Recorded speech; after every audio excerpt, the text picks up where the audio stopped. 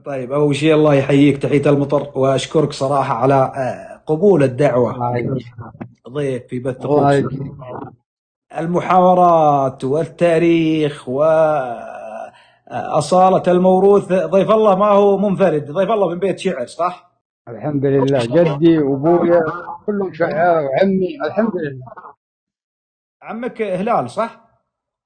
عمي هلال رحمه الله. ضيف الله، قبل نبدأ فيك، الوالد له حق، والوالد أحد رموز شعر المحاورة صراحة. شاعر صحيح، الله يرحمه. محمد العسكري السيالي العتيبي. والله الوالد مر علينا زمن من السنين، كان كل ليلة ليلة عند الزوج، وليلة عند الجماعات، وليلة عند خديج، وليلة عند الذبانية، هذا كلهم بني سعد. حلو. وجاء فترة مع الشاعر فراجة بيتي الله يرحمه الذبياني، ومع هلال السيالي رحمة الله عليهم، ومع ابن عياد، ومع مستوى عصيمي، كان يجينا بالبيت يتقهوى عندنا ويروحون لخديج يلعبون عند خديج. كانت أيام حلوة. الوالد له محاورة مع الجبرتي. الله يرحمهم جميعا. العزيمة كانت لهلال السيالي رحمة الله عليه، وبعدين مع الجبرتي. الوالد ما هو معروف، فراج ما هم معروفين، كانت أعمارهم بالعشرينات. المهم جانا فاكس ذيك الأيام، احنا كنا نقول الأمارة ما نقول المحافظة في بني سعد. وجاء فاكس على المغترة أنك يا هلال تحضر الساعة الفلانية في المغترة. صور الفاكس هذا وأعطاه الوالد وأعطاه فراج وأعطاهم الفلوس حقتهم قطر في عشيرة. قال ودوها صاحب الحفل وبلغوه ان هذا العلم، وبلغوا سلموا لي على جبرتي. المهم ابي يجي ابو الجمس طال عمرك الحافل من الجموس القديمه اللي كانت. جو عند المقاطي الله يذكره بالخير صاحب الحفل، قال يا ولد احنا مسؤولين من هذا السياري، وهذا خطاب وهذه فلوس الحفله، احنا العلم كذا وكذا. قال والله يا عيالي تعالوا عند الجبرتي، بلغوا الجبرتي عشان نسمع الكلام. جو عند الجبرتي قال يا طويل العمر العلم والعلم. قال يا عيالي ما في شعار، احد منكم يلعب؟ قال والله احنا نلعب لكن ما احنا قدك يا ابو عبد الله. كان نبي نقوم حفله ويجي. والله يقول الوالد اني ما تهنيت عشاء من هم الجبرتي. المهم عندك يا فراج ولا عندي؟ قال خلى الجبرتي يقوم وبعدين ربك يحلها. عاد اول ما بدا الجبرتي الله يرحمه يقول الجبرتي سلام الله عليكم كل سيارة مفتاح، لا والمفتاح واحد ما بقي بالسوق سيارة. أنا لي عميل على قسم بالكتاب وراح، وأنا ما دور اللي راح والأيام دور. قال هلا يا مرحبا ترحيب بالمضوى وبالمسراح، ومن يصل ديارنا يا الجبرتي ناصر ديار. عميلك غاب والثاني حضر والبرق دوب لاح، وعودك للمعاني ساعة ما قد جاك من شاه. سلامتكم. طبعا يا اخوان، اللي ذكرها اخونا ضيف الله، هذه المحاورة بين الشاعر الكبير الجبرتي رحمة الله عليه ووالد شاعرنا ضيف الله السيالي. والابيات هذه شهيرة ترى، وتردد دائما يرددونها. صحيح صحيح. غيرها لعمنا من الشعراء اللي غير في حقبة الجبرتي، الوالد لعم مع من؟ والله في محاورة إلى الآن ما طلعت، بطلع لكم اليوم محاورة سرية على ما قالوا مع من؟ بين هلال السيالي والوالد. وأنا والله إن الحفظ عندي ضعيف شوية، بسمعكم واحد اسمحوا لي عاد. المحاورة بين هلال السيالي ومحمد السيالي. محمد العسكري الوالد الله هذا، بس اسمحوا لي ماني حافظها، بقى محفظها. طيب تفضل.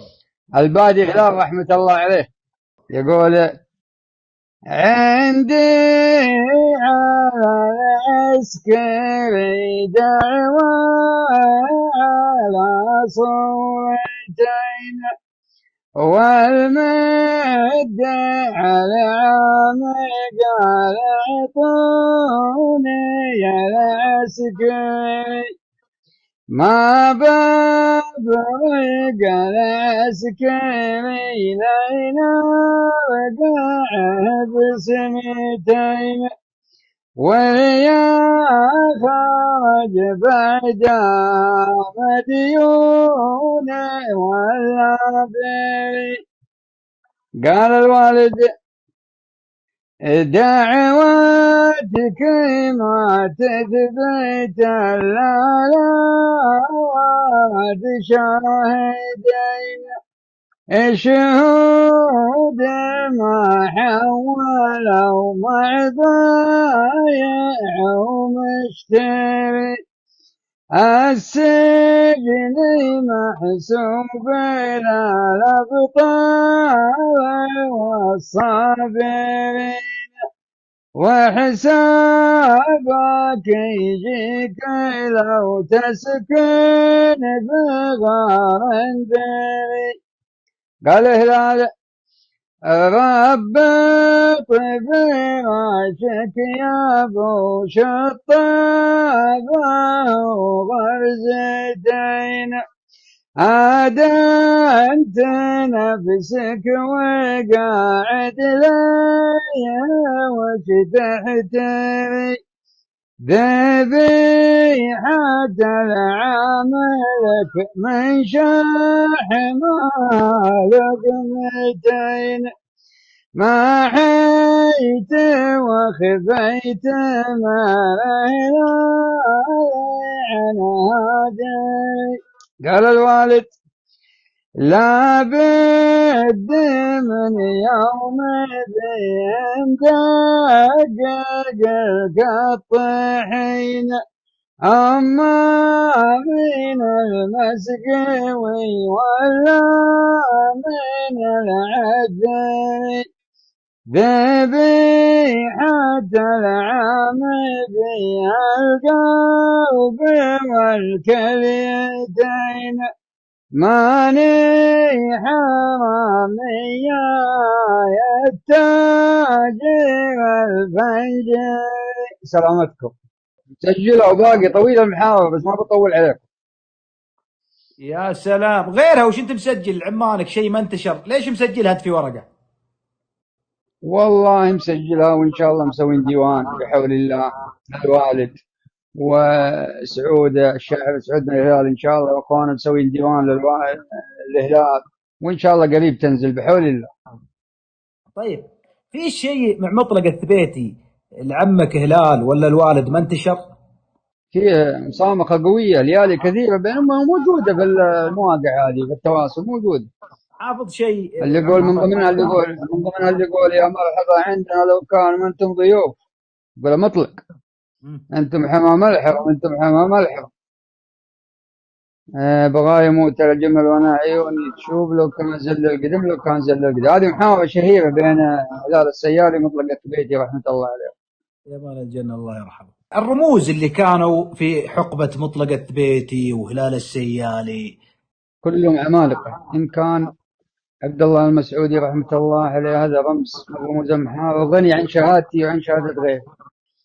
وإن كان هلال السياري وإن كان الجبلتي وإن كان مستور وإن كان مطلق كلهم وبنت ويح وعبد الملك المنصوري وعمالقة كانوا. وبعدين يا أخي الحفلات من أول ترك اللطع والله كنت أجي مع الوالد وأنا صغير والله إن المناجيب والزود يجون عند خديجة يلعبوا بالصفوف مع بعض من حب المحاور وإنهم يستعجلون في العشاء بعد العشاء مباشر عشان اللعب كله عشان اللعب ونجلس لين الفجر.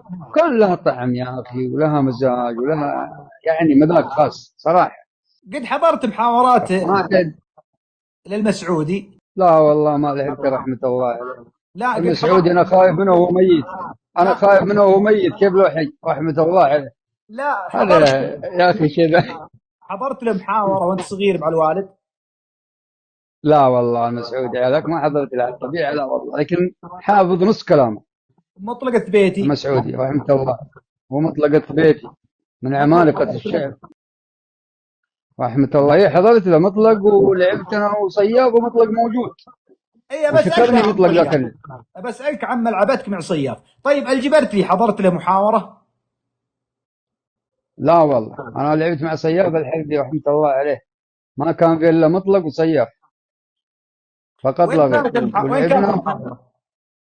والله لو أقول لك ما تصدق، المحاورة كانت عند الشياطين في منى، نفس مكان الشياطين اللي الحين حطوا كوبري. في منى. منى كلها القرشة الله يرحمه العمدة سعود العطية القرشي رحمة الله عليه، كان من أصدقائي، وكنت أنا بالتحديات حقت البلدية، وعزمني عزيمة ضيف، الرجال ما عزمني عزيمة شاعر.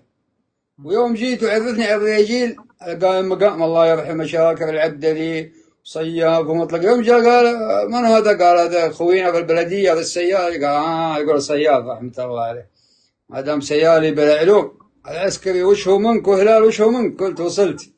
قال يا عمد هذا لا يروح الليلة رحمة الله عليه، من التواضع ومن الطيب فيه. المهم والله إني قعدت فهم، وإني تعشيت فهم، وقعدت بعد الحفلة فهم من صياف. ماني قد صياف يا أخو، ذيك الأيام عمري 16، شوفه في الموقع حتى شكلي صغير في الموقع.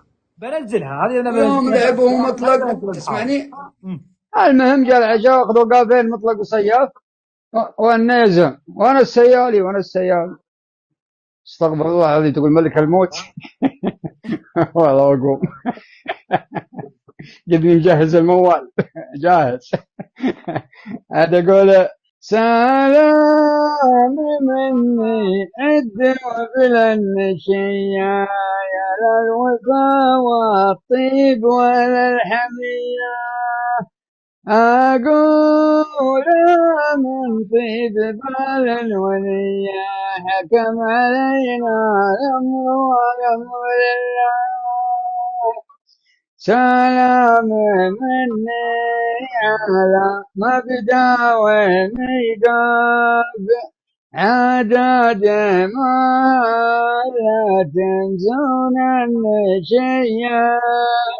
قال صياف يا ما أحباب الشاعر اللي يعرفنا اللي كما وصف الجمل لا وصفناه، أما سلام مستور ولا كشفنا حكم علينا الأمر والأمر لله.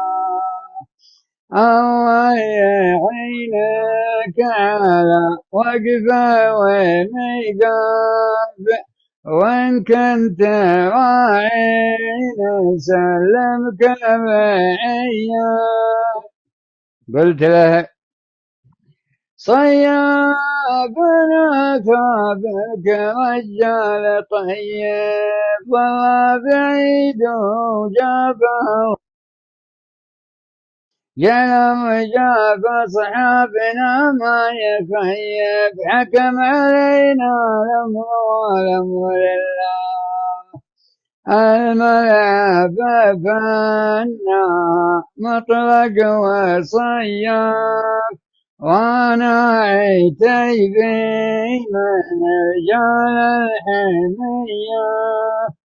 قال صياف ماني بقايل طبل اللعب ونحاش، أقول عاش العسكري والولد عاش، الضيف له مقدار والحاب وفاش حكم علينا الأمر والأمر لله. الضيف له عندنا بلاش والحاب هذا السلام اللي عليا. الله يرحمه شو قام مطلق وصياب وحطوا المعنى فيه القاف اللي بعده. طيب لا وش حطوا المعنى عسى وش كان نظرتهم لك؟ انه يعني الرجال هذا ما هو مشارك رسمي وشارك معنا، وانه ما شاء الله كلامه كويس، وانه يعني مدح ما في شيء، كلام مدح انا قاعد استمع بكلامهم. في طروق بينك وبين زيد العضيله، انطلب زيد العضيله شاعر القبائل الله يمسيه. في قصر السلام عند جهاد السليبي، والله ذاك الليل لعب واحد مقاطي جانا من نجد، ولعب عبد الرب القارحي، ولعب كذا واحد. بعدين قال لي جهاد قم قال ابدع، اطلب زيد اطلب زيد. قلت ابشر، مم. والله لعبت معه. ابو ممدوح عاد شاعر. والله شاعر وخلوق وطيب كيف وممدوح، كان؟ ما يحتاج. وش كان انا سمعت المعنى، الطاروق سمعته، وش كان المعنى اللي بينكم؟ وش كنت تعتب عليه وكان يعتب عليك؟ والله انا معناي بصراحه، ايه. معناي عاد بواحد مطيري خلي الحاله مستور. وش واحد كان موقف مطيري ابن سلمي؟ ما في موضوع كذا، والمعنى فيه واضح المعنى. وش كان موقف ابن سلمي؟ كان دفاع مستبيت. طيب، الشعراء اللي بعد الجيل الاول، اظنك لعبت مع عبيد الله المجيريشي صح؟ كيف ونعم ابو سامي، كيف ما لعبت معه؟ لعبت معه والله يمكن 5 طوارق لعبت معه. لعبت معه ابن عمان، ولعبت معه في المعيصم، ولعبت معه في قصر ليلتي. خلوق وطيب وشاعر ابو سامي. اي والله شاعر. شفتك مع شاعر مبدع ايضا، فواز السعيدي. صحيح، مبدع وعلم من علامات الشعر، ولعبت معه. رايك بكل صراحه، ابو هلال، خلينا نتكلم بكل صراحه، رايك في فواز السعيدي؟ شاعر مبدع، وما شاء الله تبارك الله من زود بزود، ما شاء الله تبارك الله. طيب. واعتقد انه خليفه ابو ناب. ابو ناب من هو؟ بذلك السعيدي. تعرف بذلك السعيدي؟ وش اسمه؟ بذلك السعيدي لا شاعر والله. قديم من عمالقة الشعراء، اللي لعبوا مع المسعودي ومع هلال ومع الشعراء الكبار. وش اسمه ابو هلال؟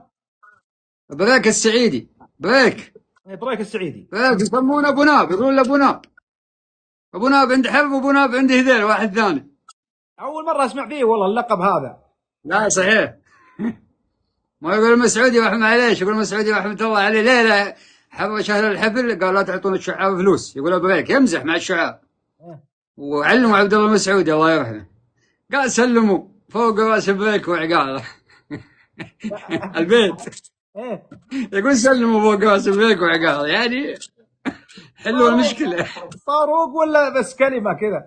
لا طاروق زماني حافظه، لكن حفظت الكلام الزبده البيت هذا. عشان مزح عليهم قال لا تعطونهم فلوس. مزح عليهم، ايوه قال لا تعطون الشعراء فلوس الليله، لين يعني نحييهم شويه ونمزح معهم. وسمع بالعلم عبد الله رحمه الله عليه. طيب ابو هلال، لعبت مع شعراء عديدين، صياف، وعده شعراء من الجيل السابق والحالي. طيب، وين ابو هلال ضيف الله السيالي عن الساحه غير متواجد؟ انت عارف وضع العسكريه اول ما بديت فيها وانشغلت وربطه وكذا، والله كنت اجي عندي ذيل اني كنت احيانا اسلم من العمل الساعه 8 بالليل، واني اروح عند المساعيد، عند السعاده وعند المقطع، والعب مجنون لعب، ما في مصلحه ولا في فلوس ولا شيء، نبي ننبسط بس ونلعب. وكانوا يعزموني حتى في الشاميه عند المطافع، عند حمود بن سوده، عند عبد العزيز بن حامد رحمه الله عليه اخو عبد الله، وكانوا يعزمونا بالمضيق عند الاشراف. كنا نلعب، لكن كان الاعلام ضعيف شويه يعني. طيب الان الاعلام قوي، وين حضور ضيف الله؟ الان ما شاء الله تبارك الاعلام قوي، بس يا اخوي الشعار واجد. شعار الساحه ولا شعار القبيله؟ والله شعار القبيله ما شاء الله، شعار عتيبه 285 شاعر اقل شيء، عتيبه بس. النظم لك فيه والله النظم عندي اذا كان واحد عنده مناسبه يبغى له كيله، يبغى له حاجه، والله انه ما نقصر نسوي واحده. اول لما سويت واحده ما شاء الله طلعت ترند عند واحد الله يذكره بالخير، رجل الاعمال علي بن ضيف الله القدامي، حفل كبير في وصل الطياني وفي انا وفي فوز السعيدي وفي عبد الله القدامي. فجبت شيله ذاك الليل، حتى جانا الامير فيصل بن حجر بن حميد الله يذكره بالخير، وانبسط. عادوها له مرتين الكلمات، يمكن سمعتها. سمعتها. جانا العبود، جانا الامير خالد بن سعود، وكانت ليله جميله. فاذا كان في رجال شراك واحد كلمني عند الزواج ولا شيء نسوي نظم، لكن ما يعني اني اكتب نظم ولا اجمع، لا انا رغبه المحاور. طيب سمعنا قصيده الغزل. يقول والله يا زين لو تدري عن ظروفي وتنزل على قلبي المحروق وتشوفه، إنك لتعمل معي طيب ومعروفي، لو كان نفسك بدرب الحب مكسوبة، أبغاك تقسم ولي بلعها التوبي، ترد مايل على الأماك ملهوبة، والقلب من حبكم يا زين متلوفي، والنفس في حبكم يا زين متلوفة. يا سلام. سلامتكم. الأخوان يسألون يقولون وش يقرب للشاعر السيالي العود رحمة الله عليه؟ الرجل أجاب من بداية اللقاء يا الربع، عمه هلال وأبوه محمد، يعني حتى الولد أمي أبو زوجتي، أيوه، نعم. أمي أبو زوجتي، والوالد محمد العسكري، وكلهم شعراء رحمة الله عليهم. بداياتك أبو ضيف الله، يوم بديت في المحاورة كنت في بني سعد ولا كنت في مكة؟ والله كنت بني سعد، والله علمك بليلة من الليالي عزمونا قبيلة يسمون قبيلة الحليفات، وقال الوالد الليلة أنا تعبان مسخن، قد أخذ الفلوس حقتهم وفراج أخذ الفلوس حقتهم، كانت من 1000 ريال 1000 عن 10,000، وروحون أبوك أما أعطهم الفلوس وشارك مع صاحب. قلت أنا ما أقدر أشارك مع صاحبي. قال يا رجال شارك عند الحليفات ربعنا وأصحابنا. والله مشيت أنا وفرجت بيتي رحمة الله عليه أبو طلال، قلت يا ولد أنا كيف أشارك معك أنا معي؟ قال يا ابن الحلال بسيطة، لا قام اللعب، العب العب العب، أنت عندك هواجيس. أنا الكلام دي كان عمري 15 16. والله ونجي عند الحليفات جاء تسدير، يقوم اللعب وتقوم الصفوف اللي ترجع يا ولد، شيء يهول، حتى الواحد لو عنده هواجيس يضيعها من الصفوف. قال تبدأ؟ قلت والله ببدأ. عاد أقول سلامي عليكم يا الحليفات، السلام عدد وبلا النشية، وبالرجل فالخط لفات، ولا يخلف النية بنية. قال فالراجع هلا مرحبا راحت ولا جات، نبيها كذا ولا كذية، ترى المقرب ونجيب الأصوات، وترى المملكة دولة غنية. المعنى بالفلوس يعني لا ترجعها.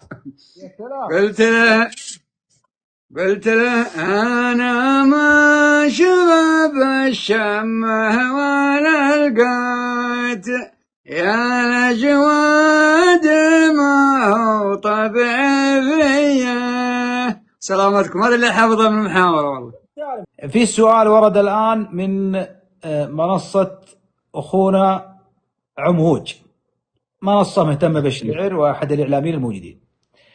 طيب. يقول هل محمد العسكري أول من قال البوالة وبدع الموال في المحاورة؟ لا كان يلعب معاه على الزير وعلى الشقب رقم 1، وعلى الزير معلم، وعلى القلطة معلم. الموال بدأ فيه لما جاء جيل الموال، بعد ما جاء جيل الموال بدأ معهم بالموال، لكن صوته ما يساعد. وشهد له بن عياد، وشهد له مطلق، وشهد له صيار، والله يرحمه شاعر معروف يعني غني عن التعريف. طيب نوار الجعيد، أخونا خزام يسألك يقول نوار الجعيد هل قد سبق لعبت معه؟ الله يرحمه ما لعبت معه، لكن شاعر قوي. سمعت له كلام، كان الوالد وعمي يسمعون كلام نوار، واحد اسمه ذواب بن طنر الجعيدة واصدقائهم، وكانوا يجون حفلاتهم على طول رحمة الله عليهم. قبل كان إعلام المحاورة نقلها روايات ولا كان تسمعون أشرطة ولا؟ والله أنا لحقت محاورات عند بعض القبائل اللي هي قبائل فهم، وبعض القبائل فليج، والله إن ماسكه مسجل هنا عند ذانينا، عندي يحطه عند فم الشاعر وهو ماسكه كذا مسجل عشان يحفظون كلام الشعراء. هذا الإعلام كان يعني ضعيف شوية، لكن من يحبهم بالمحاور يعني مو زي اليوم ما شاء الله في تطورات تغير الإعلام شيء كثير، ونفع الشعراء وخدم الشعراء. الآن المحاورة وش رأيك فيها؟ والله الآن ما شاء الله تبارك الله المحاورة تطورت وزانت وزبطت، ولكن يعني حبية الجمهور، رغبة الجمهور ما هي زي بصراحة. يعني رغبة الجمهور قال لك أنا والله أشوفه بالإعلام، أشوفه بالتواصل، أشوفه مو زي من أول شياب أعمار 100 سنة يقعد معك لين يمشوا من الملعب. والمحاور بدون جمهور ما لها طعم يا أخي، أنا أشوف إن ما لها طعم أبدا. ولكن إن شاء الله إنها بتطور المحاور الحمد لله. طيب أبو هلال بيروح الحفلة مثلا وبيختار شاعر، لا تجاملهم كلهم شعراء ونعم فيهم، قبيلة عتيبة تحدث عن شعرانا، وبيروح لمحاورة، المحاورة فيها شعراء كبار، يبي ياخذ شاعرين من عتيبة معه، من تاخذ معك تختار في الوقت الحالي؟ ها؟ والله يا أخي ودي أختار عتيبة كلهم ما هو بس اثنين ما شاء الله عليهم شعار أمانك. لا شوف، خذ اثنين، انت خذ اثنين ما يزعلون شعراء عتيبة، ما احتاج، انت بتاخذ والله شوف دوم جامل. هذا شاعر الكون ما يحتاج على اسمه شاعر الكون، هذا عسل على حد موت. ليش شعرك فرد غير، ليش بتاخذه معك؟ شاعر الكون قل له هذا عسل على حد موس، تبي معاني طيبة ابشر، تبي دق خشم ابشر، هذا هو. الشاعر الثاني مع شاعر الكون ثاني طال عمرك هذا زي عسل السدوة اللي تقلبه من تحت تقلبه من فوق ما تغير، هذا وصل العطياني. يستاهل يستاهل بدون مجامل. ابو فيصل علم كينج المحاورة، لكن ابو فيصل الان له كم سنة كذا ما زمح، انا اتكلم عن الموجودين. والله ابو فيصل عاد استاذنا كلنا، حبيب ما يحتاج حبيب، غني عن التعريف.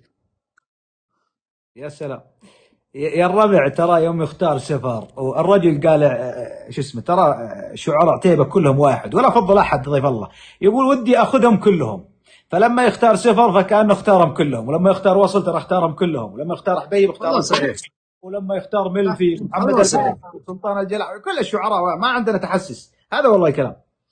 طيب ضيف الله، انا ابي اسالك عن موقف انا حضرته وانت موجود. تفضل. انا حضرت في حفل السياييل يوم من الايام وشاهدتك موجود. صحيح. وقلت لك ليش ما تلعب يا ضيف الله؟ ايش كان ردك انت علي؟ هذا حفل الدكتور مشعل السيالي، صحيح جاب لي سفر وجاب لي القرقاح وجاب لي، انا لعبت مع بن عتقان على الزين. حلو. فاحنا محبه في ضيوفنا وفي الشعار اللي جايين معزومين ياخذوا راحتهم ينبسطوا مع بعضهم، ما نبغى نشوش عليهم. ولو طلبوا احد منا انا ولا سعود ما عندنا مشكله، احنا جالسين نلعب معهم، نلعب لو ان مع اي واحد مو مشكله. ولكن هم عشان العرب ياخذوا راحتهم وقالوا ضيفان، والعرب معزومين رسميين وضيفان ونقدر، لازم احنا قبيله نرتاح. لعبنا على الزيف وخلينا المجال على القلطه. عرفت؟ لعبت انت انا كنت حاضر، كان فيه انا كان سفر قال ملفي يلعب يا سفر ابد، قال لا ما تقدم وشاعر الهيله موجود. وبعدها انت سجلت الموقف الكبير هذا، درس للشعراء صراحه. انا والله الربع كنت اسال ضيف الله واقول ليش ما تلعب محاوره؟ قال والله يا ابو لزام شوف انا عادي اقدر اطق الميكروفون والعب في محلي، لكن احنا عندنا ضيوف، عندنا طال عمرك شعراء مدعوين ونبيهم ياخذون راحتهم وحنا مستمعين، الليله ما احنا بشعر، اذا جانا ضيوف ما احنا بشعر. وملفي موجودين يسدون عنا، وابن عتقان وفلاح القرقان مدعوين وخلهم ياخذون راحتهم وعزمه لهم. نعم لازم. اذكر بيت لابن عتقان يوم يقول يا ملفي انا بشكي عليك يا ملفي من العطاوي سعود وانت عطاوي ما ادري ايش يقولوا لي حق ضايع معتيبه، والله نسيت البيت. كانت محاوره جميله، كانت محاوره جميله. ابن عتقان طيب والله وشاعر علوم غانمه.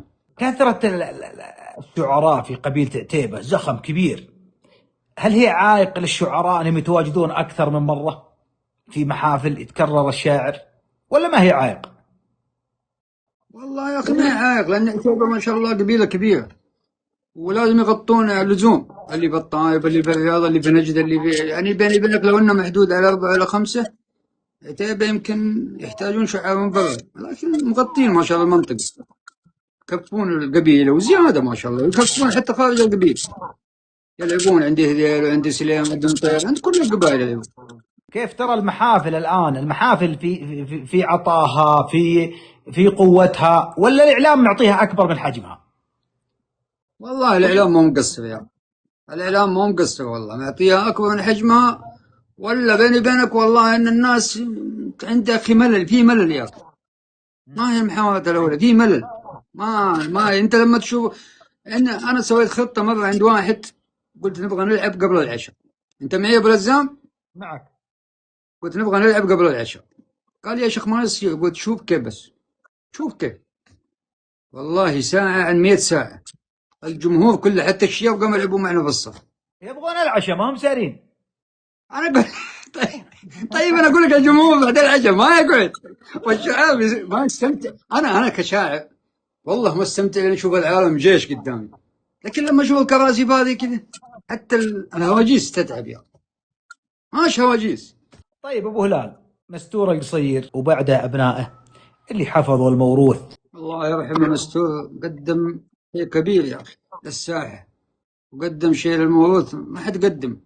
والله كان معه دينه يأخذها من الطالب للرياض، يحمل الزل، يحمل العمال من اهتمامه في الساحة الشعبية وفي الموروث. الآن ما شاء الله تبارك الله شركة عالمية، الله يوفقهم ويزيدهم إن شاء الله، وزبط الصفوف وزبط اللعب، ولوم الله ثم هو. والله يمكن المحاولة هذه إن الله يستر بس صراحة. الآن شركة القصير أنا سويت رصد لهم قبل فترة 7 حفلات في ليلة واحدة ما شاء الله يحييها شركة القصير. ما شاء الله. هذا دليل شركة منتجة صح، شركة إنتاجها صح، وعندها مصداقية وأمانة وثقة ما شاء الله تبارك الله. حتى لما تجي أنت تجيب بشتك بس مخدوم، ما تقعد تتابع، تجيب سماعات، تجيب ميكروفونات، تجيب العمال، ما لك شغل في الموضوع هذا مرة مخدوم. أنا والله بدون مجاملة بصرف النظر إنه قصير ولا غيره، كلمة حق والله. طيب أنا نتمنى أن يكون في شركات تنافس، ترى التنافس طبيعي، لكن شركة القصير ما شاء الله تبارك الرحمن احنا نشوفها على ثبات. ما أقدر ينافسون شركات ثانية، هذا الشغلة لها 50 سنة أو 60 سنة، هي ما جت في يوم وليلة يعني. هذه يعني شركة ما شاء الله تأسست على أساس طيب لين اكتملت ما شاء الله. صعب إن يجي شركة كذا تخش زيها على طول، مستحيل الكلام، لأن سبحان الله طريقتهم وترتيبهم، مسكوا الورثة حقت أبوهم، مشوا على نص أبوهم الله يرحمه على وصيته كل شيء. الحين واحد يوصي ولده على الشيء اللي عنده، شاعر يوصي ولده على الشعر، ذاك على شغل، كل واحد على شغله سبحان الله، حكمة إلهية هذه. لحقت على مستور، لحقت عليه مستور رحمة الله، الله يرحمه، والله إن قتلت على كتفه وإنه يشتغل بعز الظهر، الله يرحمه يا شيخ، زي ساهر ما شاء الله، مهتم بالموضوع، يعني يبغى الحفلة تكون تنجح، ما حفلة مرة مطي.